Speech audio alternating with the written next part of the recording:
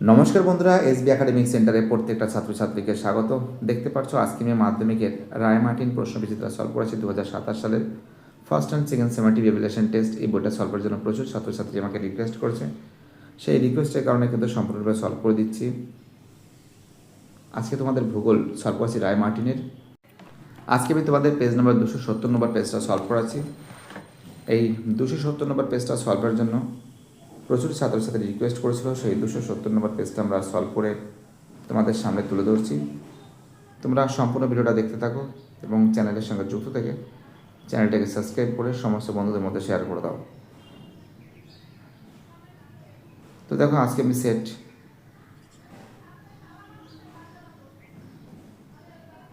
15 solve করেছি। সরিষা আর কি মিশন শিক্ষা মন্দির এইচএস, এটা সলভের জন্য রিকোয়েস্ট করেছে ছাত্রছাত্রীরা, তো সেটাই আমি সলভ করে দিয়েছি তোমাদের সেট নম্বর 15। আর মাত্র একটা সেট বাকি আছে, সেট 16টা হলেই হয়ে যাবে আমাদের। প্রথম প্রশ্ন বলেছে গাঙ্গেয় বদ্বীপ, অ্যান্সার হবে কয়ের অ্যান্সার আরোহণ। পৃথিবীর বৃহত্তম নদী উপত্যকা তোমরা জানো আমাজন। পৃথিবীর বৃহত্তম নদী উপত্যকার নাম কি?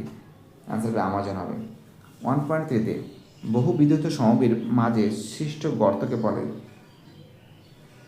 দেখো, বহু বিদ্যুৎ সমভূমির মাঝে সৃষ্ট গর্তকে বলে কেটল বলে। কি বলে? কেটল বলে। 1.4-এ বালুকাময় মরুভূমিকে মধ্য এশিয়ায় বলে। অ্যান্সার হবে কুম বলে। বালুকাময় মরুভূমিকে মধ্য এশিয়ায় কুম বলে। 1.5-এ ভাষার ভিত্তিতে গঠিত প্রথম রাজ্য হলো, তোমরা জানো ভাষার ভিত্তিতে প্রথম গঠিত রাজ্য হলো অন্ধ্রপ্রদেশ। ভাষার ভিত্তিতে প্রথম গঠিত রাজ্যের নাম কি? অন্ধ্রপ্রদেশ। 1.6-এ ভারতের উচ্চভূমি হ্রদ হলো। অ্যান্সার হবে প্যাগং। ভারতের উচ্চতম হ্রদের নাম হলো প্যাগং হ্রদ। পরের প্রশ্ন, সমপন্ন জলবায়ু দেখা যায়। অ্যান্সার হবে মুম্বাইয়ে। কৃষ্ণ মৃত্তিকা তৈরি হয়। অ্যান্সার হবে ব্যাসল্টে। অ্যান্সার কি হবে? ব্যাসল্ট। ঠিক আছে, কি বলছি বুঝতে পারছো?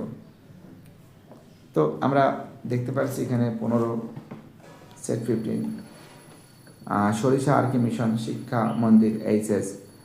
প্রথমে হবে আরোহণ, তারপর হবে আমাজন, তারপর হবে কেটল, তারপর হবে কুম, তারপরে অন্ধ্রপ্রদেশ, তারপরে ব্যাগং হবে, মুম্বাই হবে, ব্যাসল্ট হবে। ব্যাসল্ট হবে। ঠিক আছে, এটা হয়ে যাওয়ার পর এবার আমি বিভাগ খটা সলভ করব। বিভাগ খটা সলভ করছি, সম্পূর্ণ ভিডিওটা দেখতে থাকো। যেটা শুদ্ধ আছে সেটা রাইট করছি, যেটা অশুদ্ধ আছে সেটা আমি কেটে দিচ্ছি। 2.11 ফিয়র্ড এর তুলনায় ফিয়র্ড ছোট ও কম গভীর, তাদেরকে এটা মিথ্যা আছে। ফিয়র্ডের তুলনায় ফিয়র্ড ছোট ও কম গভীর, এটা মিথ্যা আছে। 2.12 মেশা অপেক্ষায় বিউট আকৃতি ছোট হয়, এটা সত্য আছে। মেশা অপেক্ষায় বিউট আকৃতিতে ছোট, এটা সত্য আছে। 2.22 উপযুক্ত শব্দ বসিয়ে শূন্যস্থান পূরণ করো। 2.21 গ্রেট শব্দটি প্রথম ব্যবহার করেছেন জে.কে গিলবার্ট। 2.22 জলপথের তলদেশে সৃষ্ট গর্তকে কি বলে? জলপথের তলদেশে সৃষ্ট গর্তকে প্রপাতকূপ বলে। পরের প্রশ্ন কি বলেছে? 2.3 প্রশ্ন সলভ করেছি। ভারতের মূল ভূখণ্ডের দক্ষিণতম বিন্দুর নাম হলো কন্যাকুমারিকা অন্তরীপ। ভারতের মূল ভূখণ্ডের দক্ষিণতম বিন্দুর নাম কি? অ্যান্সার হবে কন্যাকুমারিকা অন্তরীপ। ঠিক আছে, দেখ এখানে একটা প্রশ্ন রয়েছে, এটা তো সত্য আছে, এটা তো মিথ্যা আছে, তোমাদের বলেছি আমি। প্রথম গ্রেট শব্দটি প্রথম ব্যবহার করেন জে.কে গিলবার্ট, এটা তো বললাম। 2.22 বলেছে যে শূন্যস্থানে জলপথের তলদেশে সৃষ্ট গর্তকে কী বলে? জলপথের তলদেশে সৃষ্ট গর্তকে কী বলে তোমরা জানো?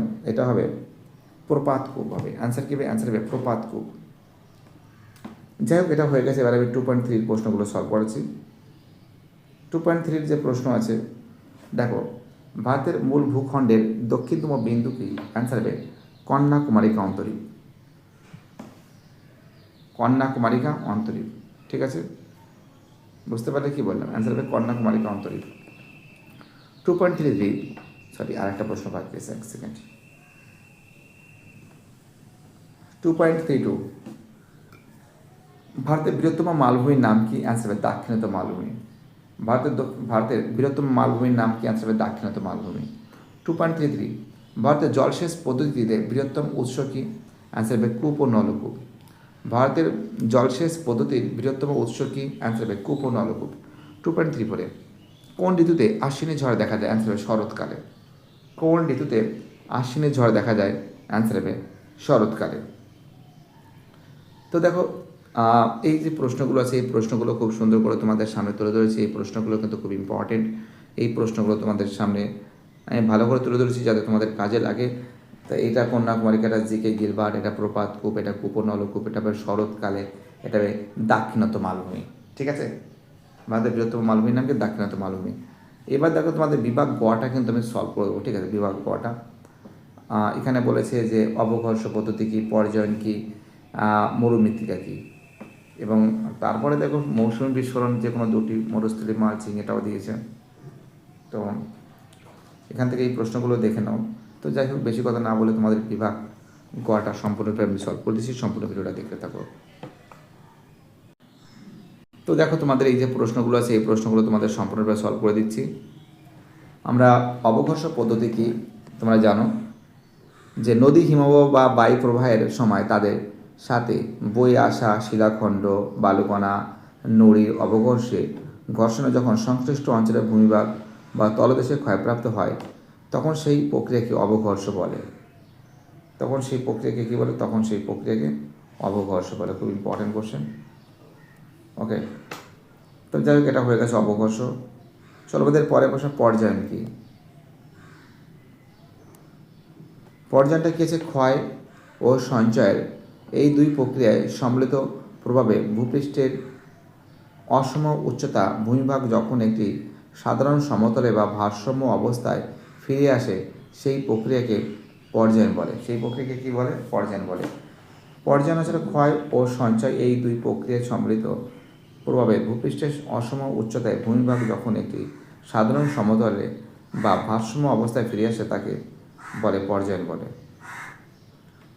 3.4 প্রশ্ন কী বলছে? মরু বিস্তার কাকে বলে? প্রাকৃতিক বিপর্যয় বা মানুষের অবিবেচনাসূচক কার্যাবলী ফলে উর্বর ভূমি যখন ধীরে ধীরে অনুর্বর হয়ে মরুভূমিতে পরিণত হয়, মরুভূমির আয়তন ক্রমাগত বাড়তে থাকে, তখন তাকে মরুভূমির বিস্তার বলে।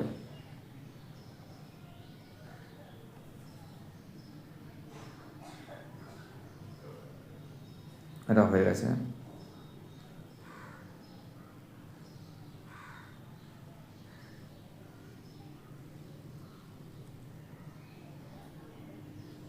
দেখো আমি কিন্তু তোমাদের প্রশ্নগুলো কিন্তু সম্পূর্ণরূপে কিন্তু সলভ করে দিয়েছি। ভিডিওটি দেখার জন্য সবাইকে অসংখ্য ধন্যবাদ জানাই। তোমাদের কিন্তু আমি সেট 15 সলভ করে দিয়েছি। আমি তোমাদের পরের দিন সেট 16টা সলভ করে দেবো। ভয়ের কোনো কারণ নেই। এসবি একাডেমিক সেন্টার তোমাদের সঙ্গে থাকবে, তোমাদের পাশে থাকবে, তোমাদের সাথে থাকবে, কারণ তোমাদের সাপোর্ট ছাড়া এসবি একাডেমিক সেন্টার কখনো চলতেই পারে না। আমি সবসময় চেষ্টা করি যাতে প্রত্যেকটা ছেলেমেয়েদের হেল্প করা যায়। আমি সবসময় চেষ্টা করি যাতে প্রত্যেকটা ছেলেমেয়েরা সামনের দিকে এগিয়ে যায় এবং তাদের সাপোর্ট আমরা পাই। আর পরের দিন তারকেশ্বর হাই স্কুলটা আমি সলভ করে দেবো। বাইটাটা সবাই ভালো থাকবে, চ্যানেলের সঙ্গে যুক্ত থাকবে, চ্যানেলটাকে সাবস্ক্রাইব করে সমস্ত বন্ধুদের মধ্যে শেয়ার করবে। আমরা চেষ্টা করছি যাতে তোমাদের প্রত্যেকটা সেট সলভ করে দিতে দেবো। আমি তোমাদের কিন্তু ভূগোল কিন্তু সম্পূর্ণরূপে সলভ করে দিয়েছি। ঠিক আছে, একটা সেট বাকি আছে। এরপরে তোমাদের ইতিহাস তো সব সলভ হয়ে গেছে, এবার সেকেন্ড সেমেটিভটাও সলভ করে দেবো। বুঝতে পারলে কি বললাম? সবসময় আমি চেষ্টা করি যাতে প্রত্যেকটা ছেলেমেয়েকে সঠিকভাবে গাইড করা যায়, প্রত্যেকটা ছেলেমেয়েকে সঠিকভাবে তাদের তৈরি করা যায়, সেটা সবসময় এসবি একাডেমিক সেন্টার চেষ্টা করে। আর সবাই ভালো থাকবে, চ্যানেলের সঙ্গে যুক্ত থাকবে, চ্যানেলটিকে সাবস্ক্রাইব করে সমস্ত বন্ধুদের মধ্যে শেয়ার করবে। আর যারা নতুন নতুন সদস্য তারা তো অবশ্যই যুক্ত থাকবে, আর পুরনো যারা আছে তারা অবশ্যই থাকবে। আর বাইরেটা সবাই ভালো থাকবে। আর কি বলবো, বলার কিছু নেই।